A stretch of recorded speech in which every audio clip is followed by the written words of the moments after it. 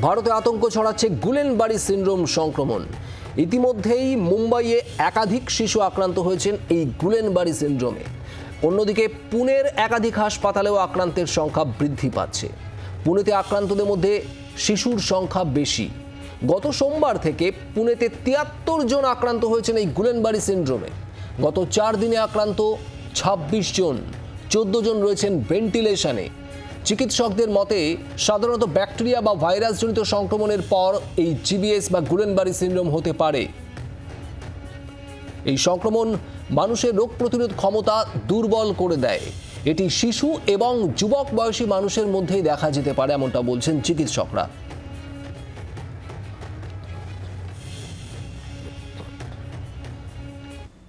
গুলেনবাড়ি syndrome সম্পর্কে আর কি জানা যাচ্ছে? ক্যাম্পিলোব্যাক্টার জেজুনি নামক ব্যাকটেরিয়ার প্রকোপ, সাইটোমেগালোভাইরাসের জেরেও এই অসুস্থতা হয়। গুলেনবাড়ি সিন্ড্রোমে শ্বাসনালী এবং পরিপাকতন্ত্রের সংক্রমণ হয়। সংক্রমণজনিত রোগীর আক্রান্তের সম্ভাবনা বেশি।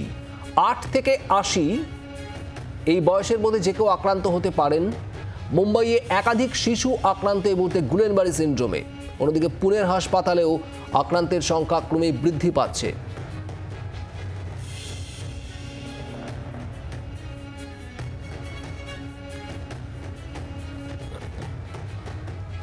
আর এই গুলেনবাড়ি সিন্ড্রোমের প্রভাব কি কি?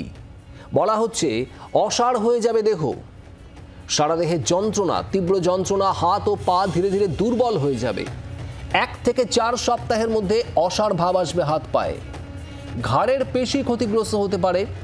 কেন্দ্রীয় স্নায়ুতন্ত্রে প্রভাব, মুখের পেশির দুর্বলতায় খেতে সমস্যা হবে। চোখের পেশিও দুর্বল হয়ে যেতে পারে।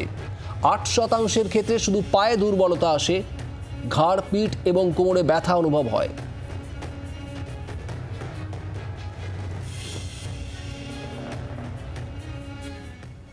এখন এই গুলেনবাড়ি সিন্ড্রোম, এই রোগের লক্ষণ কি কি? কবজিতে ঝিনঝিনে ভাব, হাত এবং পায়ে দুর্বলতা, হাঁটা চলায় ভারসাম্যের অভাব, সিঁড়িতে উঠতে অসুবিধে হয়, কথা বলা, চিবোনো, খাবার গিলতে সমস্যা হবে, দৃষ্টিতে সমস্যা হবে, ডাবল ভিশন হবে, গা হাত পায়ে ব্যথা, যে ব্যথা রাতের দিকে বাড়বে, প্রকৃতির ডাক সামলাতে অসুবিধা হবে, বুক ধড়ফড় করা, লো ব্লাড প্রেশার, শ্বাস নিতে সমস্যা, এরকম একাধিক উপসর্গ। আক্রান্ত হওয়ার পরই 2 সপ্তাহের মধ্যে অবস্থার অবনতি।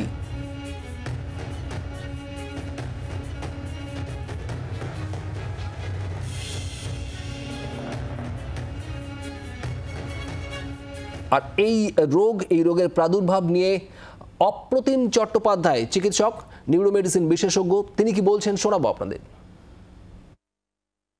এটা ইউজুয়ালি একটা ইমিউনিটি রিলেটেড অসুখ, মানে আপনার শরীরের অ্যান্টিবডি কোনো কারণে ট্রিগার্ড হয়ে গেল এবং আপনার যে শিরা উপশিরা তার ওপর গিয়ে সেটা আটকে গিয়ে সেইগুলোকে অচল করে।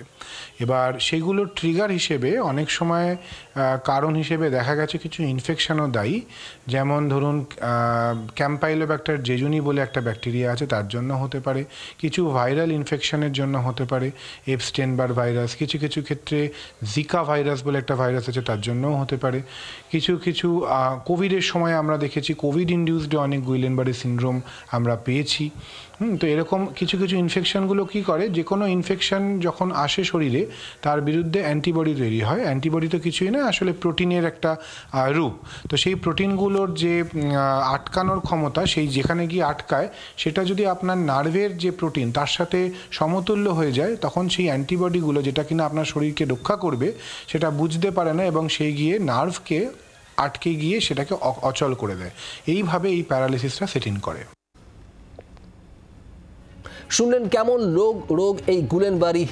অ্যাকিউট ইনফ্লামেটারি প্যারির্যাডিকিউলো নিউরোপ্যাথি, একগুচ্ছ নার্ভে আঘাত হানার কারণে এই নাম। রোগ প্রতিরোধ ক্ষমতা কমে যেতে থাকে এই রোগে আক্রান্ত হলে। বিভিন্ন স্নায়ু আক্রান্ত হয়, স্নায়ু প্রবাহ থমকে যেতে পারে, পেশি দুর্বল হয়ে যায়, প্যারালিসিস হওয়ার সম্ভাবনা, মৃত্যুও হতে পারে এই গুলেনবাড়ি সিন্ড্রোমে। নিউরোমেডিসিন বিশেষজ্ঞ চিকিৎসক অপ্রতিম চট্টোপাধ্যায় আরও কি জানাচ্ছেন শোনাবো। সহজভাবে বলতে গেলে ধরুন যে কমন ভ্যারাইটিগুলো হয়, এগুলো অনেক টাইপের হয়, যে কমন ভ্যারাইটিগুলো হয় তার মধ্যে প্যারালিসিস বা মানে পাওয়ার, মানে ধরুন কাজ করার যে ক্ষমতা, সেটা সেই অঙ্গের যে কাজ করার ক্ষমতা সেটা অচল যেই হওয়া শুরু করবে তখন সেই সন্দেহ করতে হয়, এবং সেটা হঠাৎ করে বা ধরুন কয়েক ঘন্টার মধ্যে শুরু হবে। মানে ধরুন আগে আস্তে আস্তে দেখলেন যে আজকে আপনার মানে ঘুম থেকে উঠলেন বা যে কোনো সময় আপনি দেখলেন যে ভালোই ছিলেন, হঠাৎ করে দেখছেন পায়ের পাতাটা যেন কিরকম একটা লুজ লাগছে, পায়ে চটি ধরতে পারছেন না, তার কয়েক ঘন্টার মধ্যে দেখলেন আপনি বসে উঠতে পারছেন না, তারপরে দেখলেন অপর পাটাও একই রকম শুরু হলো, তার সাথে সাথে দেখলেন আস্তে আস্তে কিছুক্ষণ যেতে যেতে আপনি এপাশ ওপাশ ঘুরতে পারছেন না, বসে উঠতে পারছেন না, হাতে যে জিনিস ধরছিলেন সেটা ধরার জোরটা কমে যাচ্ছে।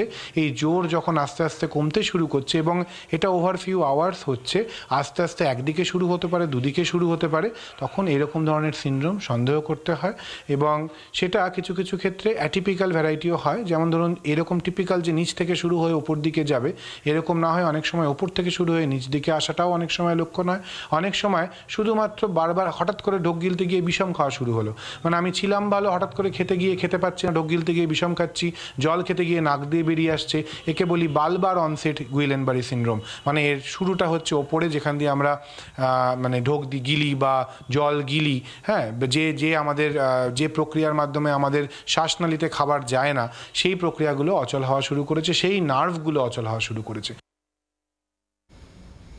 কিভাবে চিকিৎসা হবে এই গুলেনবারি সিনড্রোমের? আইভি ইমিউনোগ্লোবিউলিন প্রয়োগ করা হয়, ব্যবহার করা হয় প্লাজমা এক্সচেঞ্জ পদ্ধতি, আর এভাবেই হয় এই গুলেনবারি সিনড্রোমের চিকিৎসা। এই চিকিৎসা নিয়ে কি জানাচ্ছেন চিকিৎসক অপ্রতিম চট্টোপাধ্যায়, শোনাবো।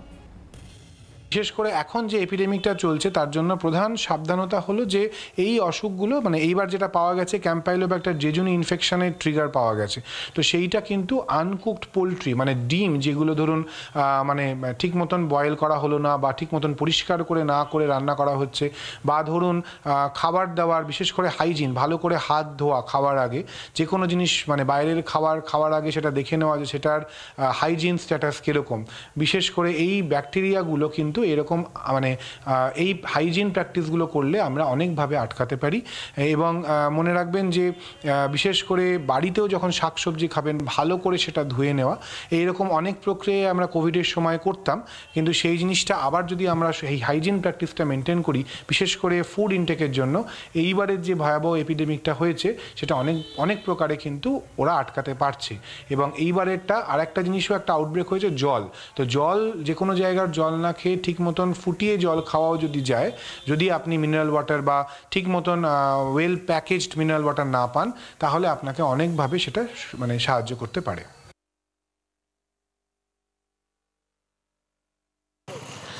রীতিমতো দাপট দেখাচ্ছে মুম্বাই গুলেনবারি সিনড্রোম। ইতিমধ্যেই বিগত 3 থেকে 4 দিনে 26 জন আক্রান্ত হয়েছেন। সব মিলিয়ে মুম্বাইয়ে আক্রান্তের সংখ্যা 73 জন। এদের মধ্যে 14 জনকে ভেন্টিলেশনে রাখা হচ্ছে। কেন্দ্রীয় স্বাস্থ্য পরিবার কল্যাণ মন্ত্রকের তরফ থেকে প্রতিনিধি দল ইতিমধ্যেই মুম্বাই পৌঁছেছে। কেন এত বাড়ছে আক্রান্তের সংখ্যা তা খতিয়ে দেখার জন্য ইতিমধ্যেই পুনে এনআইভিতে নমুনা সংগ্রহ করে পাঠানোর জন্য সিদ্ধান্ত নিয়েছে কেন্দ্রীয় স্বাস্থ্য পরিবার কল্যাণ মন্ত্রক। অন্যদিকে এই গুলেনবারি সিনড্রোম নিয়ে আতঙ্ক ছড়াচ্ছে মানুষের মধ্যে, তবে চিকিৎসকরা বলছে এটি নিউরোলজিক্যাল ডিসঅর্ডার, কোনো সংক্রমণ থেকে হতে পারে, সেক্ষেত্রে আগে থেকে চিকিৎসকের পরামর্শ নেওয়ার জন্য তারা আবেদন জানাচ্ছেন। ক্যামেরায় বুবাইয়ের সঙ্গে অয়ন শর্মা, জি 24 ঘন্টা, কলকাতা। বাংলার আওয়াজ, বাঙালির আবেগ, জি 24 ঘন্টা।